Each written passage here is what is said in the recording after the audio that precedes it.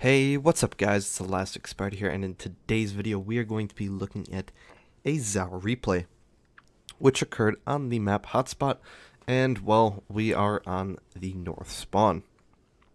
Now before I get too into the replay, as always, I'd like to go over my captain build, and this one is maybe slightly different than what I would recommend for random battles. This is more of a, I guess, clan war setup, or maybe even competitive to an extent. But nonetheless, looking at my modules, I've got, if you have it, spotting, aircraft modification.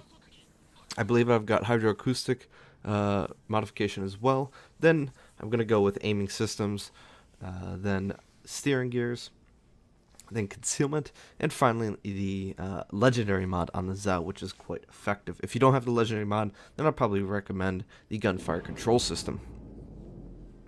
With that being said, my captain build is, again, somewhat self-explanatory.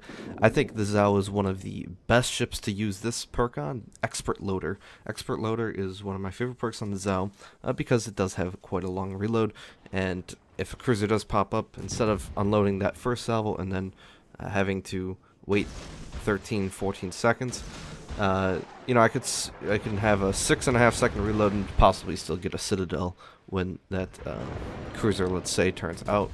So yeah, expert loader, then adrenaline rush, superintendent, concealment expert. Then I believe I go with in this replay IFHE. I don't know if it's necessarily useful, but I do believe I've got it here. Then honestly, it's a toss-up between demo expert and basic survivability, and then your choice between expert marksman and something like jack of all trades. And of course, priority target is in use here as well.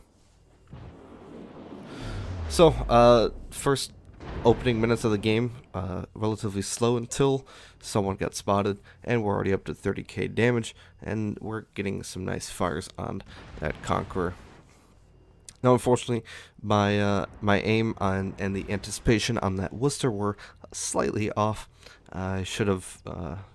I think I did overlead a little bit too much, and so I just got a couple overpens and a few bounces, where honestly I really should have gotten citadels, at least one, or at least get a few pens. But in general, this is somewhat pretty standard Zao gameplay. Go to an edge of the map and kind of do your thing. Be a nuisance, and just stay alive. The biggest thing is staying alive. And if you watch pretty much any competitive matches now, whether it's on the NA server or on the EU server, for example, if we've got some teammates here, or the Cleveland is here on the minimap, and they're pushing up here, staying, you know, strong arming this side. Generally, you want to stay in the Zao as wide as possible, and you know, in the Zao you can also use your great concealment to your advantage, so you can stay wide for possible cross shots. And that's, at the end of the day, what this game is primarily about. Obviously, the bottom line is do more damage than to your opponents than the opponents deal to you. That is rule number one. Rule number two is, you know, try and be a factor in the game. Then to kind of be a factor, you've got to work on your positioning, your shooting, your ammo type, that sort of thing. And obviously, one of the big things about positioning is creating crossfires. And it is a little bit easier to create crossfires if you are in a division, preferably with verbal communication. That just makes the whole process a little bit easier. Obviously, I actually wasn't in a division or in verbal communication with anyone on the team. So, with that being said, I have to kind of work with my teammates' position, and since I know I am possibly a little bit better of a player than most of the teammates that I get, well, I will have to work around their positioning. So if my positioning has to suffer slightly just to get cross shots in, then you know, I can make that happen. Because like I said, I'm confident in my ability to be in critical positions and make those clutch shots when I do need to. So as soon as I see the smoke cloud, I don't know who it is, but I've got two guesses. It's either the Cossack or the Khabarovsk. I don't think it's the Khabarovsk, so it's most likely Cossack. Two reasons. Cab shouldn't be running smoke, and second reason, Cab is last spotted over at sea, not terribly long ago, and third reason is, well, I believe that smoke is already gone. And I guess fourth reason is the Cossack was just over here recently. So there's 4 reasons. So it's definitely the Cossack over here, which means my torpedoes were probably wasted sending them into that smoke. But nonetheless, I think that maybe if it was not Cossack, let's say it was a Gearing, for example, or even something like a Kid or a Benson or a Japanese destroyer, German destroyer. They typically like to sit in their smoke and try and farm 2 battleships if they could. So sending torps my way, especially if they sending my torps his way, especially if they're 12-kilometer torps, is very beneficial. And you never know what can happen. You never know. Sometimes, I might not clip the destroyer here, but there might be a hidden cruiser that's trying to sneak up here that hasn't been spotted yet, and maybe he takes a torp and he has to bottom his damage control, and then maybe if our destroyer Sashio, that's way out there, 22 kilometers away, can spot him, then maybe we can get a fire on him or something.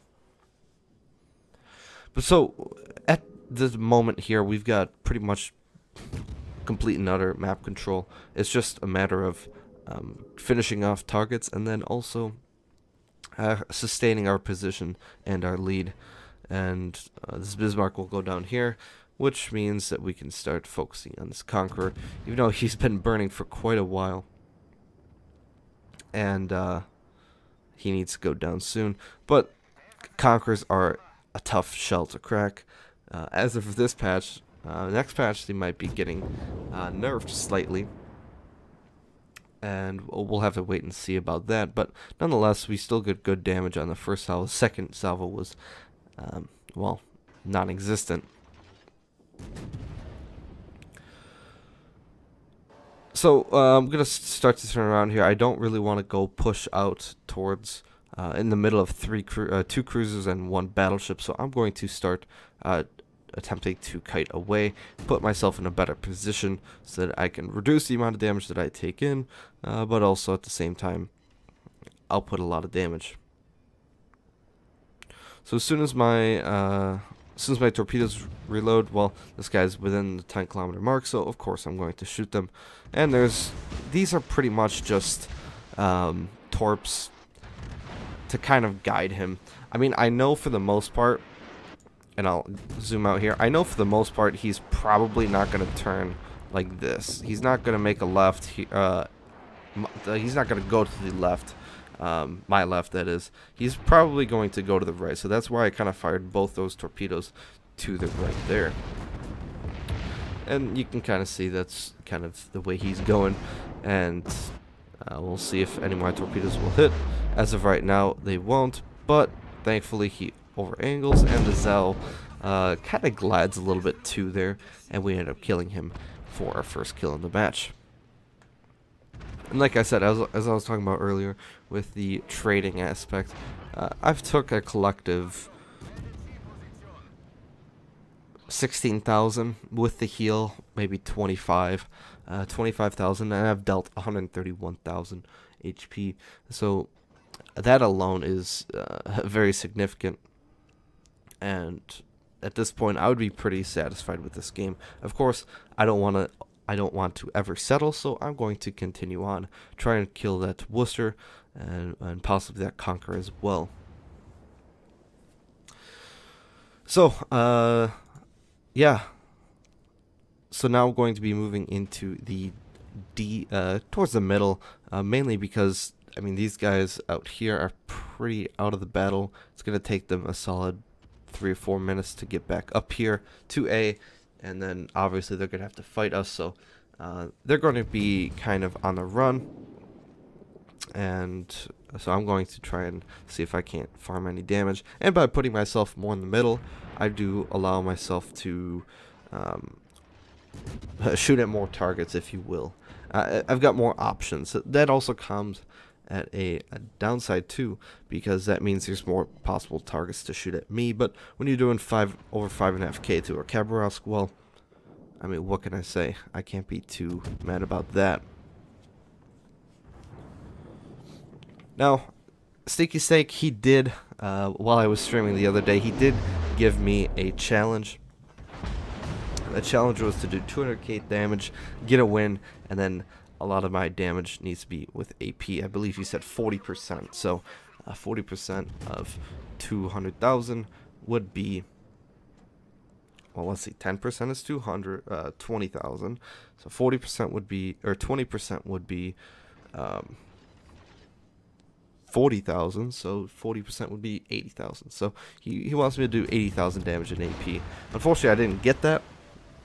I forgot to check if I actually got it here. I know I didn't get the 200k, but I did get the win, and I might have come close with the 40k. But nonetheless, I do pick up a Witherer, and we're going to try and get some more damage here, of course, because that's what it's all about. And speaking of those challenges, if you guys would like to stop by my stream sometime this weekend, feel free. I will... Let's see, this video will go out on a Friday, so most likely I'll be streaming in the morning. And I don't know about a Friday night stream, but if we don't have a Friday night stream, then we will definitely have a Saturday night stream. Just because I've got an ongoing, how do I call it? An ongoing challenge, I guess, for all of you guys. And if you go to my Twitch channel, which it's down below, that'll kind of explain a little bit more. So go check that out if you will, if you have the time. I know I do stream to both Twitch and YouTube, so if you do watch on YouTube, you're not forgotten. But a lot of the action and fun times do happen on Twitch, so just keep that in mind. Making a Twitch account is free, so you don't have to pay anything.